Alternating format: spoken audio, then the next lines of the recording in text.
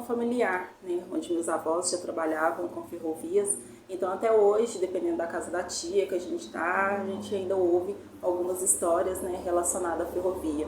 E também me vem à memória quando criança eu brincando com o ferrorama do meu irmão, já achando aquele universo realmente, né, fantástico. Hoje, né, na fase já adulta e tendo a oportunidade de ter estudado aí a área ferroviária, eu achei a teoria já realmente encantadora, né? E eu, no meu pouco tempo atuando na área, eu vejo que é um desafio interessante. Fala aí pessoal, tudo bem? Saudações ferroviárias, aqui Lucas Evaristo, em mais um episódio da nossa série documental A Estrada do Barão. Se você ainda não é inscrito no canal do Brasil Ferroviário, corre e se inscreva para não perder os próximos episódios. Essa série documental acontecerá em 15 episódios, estamos no 4º episódio e hoje vamos falar sobre o início da era das grandes locomotivas. E para começar, você sabia que teve um concurso na Inglaterra de locomotivas, onde várias locomotivas foram inscritas e venceu a locomotiva chamada The Rocket, do George Stephenson. Essa locomotiva ela foi um pontapé inicial de algo que foi transformador, porque antes dela todas as outras locomotivas eram bem arcaicas, bem primárias, com sistemas de pouca tração e pouca velocidade. Ele inaugurou uma nova era de grandes locomotivas com grande força e ela foi a locomotiva vencedora desse grande concurso de locomotivas, que foi em High Hill, no Reino Unido. Ele foi um concurso realizado pela ferrovia Liverpool a Manchester. Ele foi o concurso da ferrovia Liverpool a Manchester, foram eles que realizaram esse concurso, e a vencedora foi a locomotiva a The Rocket, que aí, traduzindo do inglês, seria o foguete. Para a época, realmente foi uma locomotiva aí que marcou a história, estando aí atingindo uma grande velocidade e se mantendo a essa velocidade por um grande período de tempo. Um dos desafios desse concurso era a locomotiva que conseguia fazer tração. Lembrando, a ferrovia Liverpool a Manchester era uma ferrovia de passageiros, a primeira ferrovia a transportar de forma interurbana passageiros. Então era algo que exigia ali um grau de segurança maior, justamente pelos próprios riscos de se transportar passageiros. Era necessário que fosse uma viagem, né, reiterando, além de rápida, segura, ok? Portanto, foi feito esse concurso e a vencedora foi a The Rocket. A partir daí, a ferrovia foi se desenvolvendo mais e mais, crescendo, ampliando e ganhando cada vez mais corpo. E saiu da Inglaterra, para quem não sabe, a Inglaterra é uma ilha, né, fica na Europa, e ela foi para a Europa continental, avançando por outros países, como por exemplo para a própria França, por exemplo para áreas como a própria Espanha, e atravessou o Oceano Atlântico, chegando aos Estados Unidos, né, com a ferrovia aí BIO, né, que é a Baltimore a Ohio. Foi a primeira ferrovia a ganhar aí corpo dentro dos Estados Unidos e foi avançando, até chegar no país chamado Brasil, que é o nosso país. Bem, a partir daí, deixa eu contar um pouquinho da história para vocês entenderem o contexto de como que essa ferrovia chegou no Brasil. Lembrando que o transporte da época era o transporte realizado de qual forma? Através de ou tração humana ou tração animal. Nada além disso. Isso eu estou dizendo na terra. No mar nós tínhamos aí os navios, via de regra, movidos ou a remo, tração humana, ou através da força da natureza, que seria ali os ventos e etc. E as correntes marítimas. Mas surgiu uma nova demanda no Brasil. E uma demanda que encontrou uma oferta. Qual que era a demanda? A demanda foi o plantio do café, a colheita do volume de café.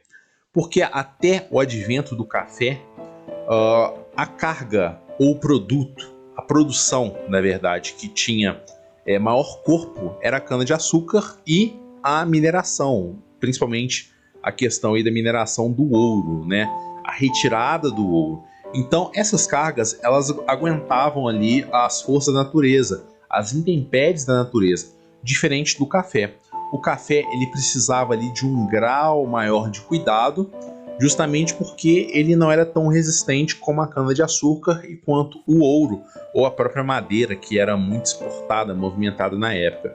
Então ele exigia um grau de cuidado diferente. E aí essa foi a demanda. Nós precisamos de um transporte que dê conta, porque no lombo da mula ou no carro de boi não dá para transportar café. É muito lento e o produto sofre muito durante a viagem. Fora o estado das estradas imperiais na época, né, que eram estados lastimáveis.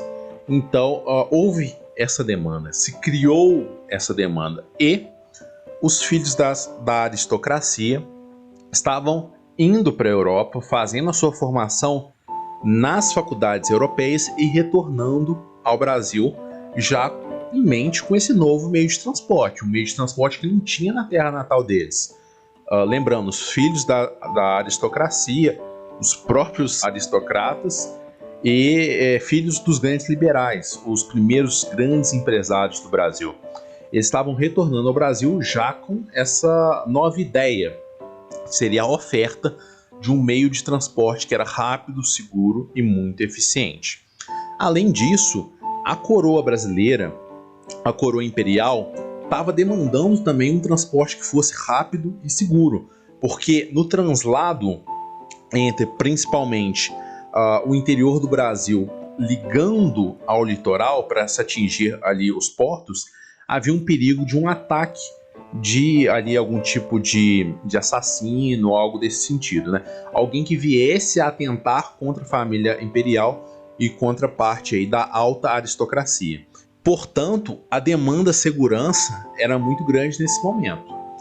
Então, foi se criando essa necessidade, essa cultura que havia, então, a demanda por um transporte rápido, seguro e, acima de tudo, que permitisse a proteção da coroa e também a oferta desse transporte que tinha lá no Velho Continente, que havia lá na Europa e que se precisava trazer para o Brasil.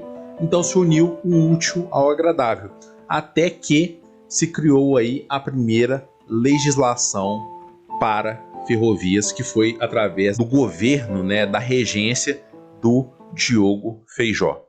Então a primeira vez que se falou em ferrovia no Brasil foi com Diogo Feijó, falando assim em relação à questão de legislação, porque já se debatia a necessidade desse transporte antes, mas na legislação, na lei, a primeira lei que foi criada em direção a isso foi o decreto do regente Diogo Feijó, 1835. Então foi a primeira vez que se falou na lei, através de lei, se demandando a construção de uma ferrovia.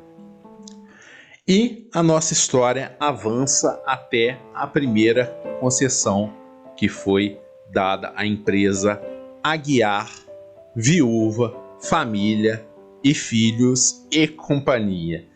Pense, uma empresa com esse nome dificilmente iria dar certo na construção de uma ferrovia.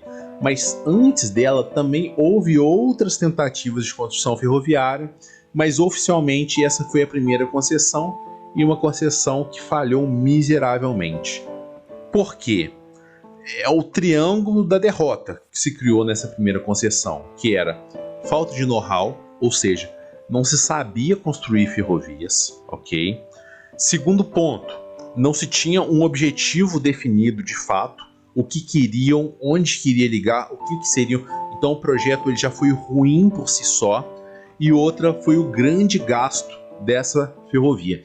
Então se uniu três grandes pontos negativos que levaram ao fracasso da primeira concessão ferroviária do Brasil.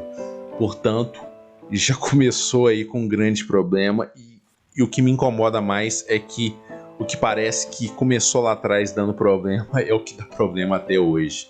Muito foi necessário que se trouxesse mão de obra da Inglaterra para se construir ferrovias aqui no Brasil, mas em outros países também não foi diferente, ok?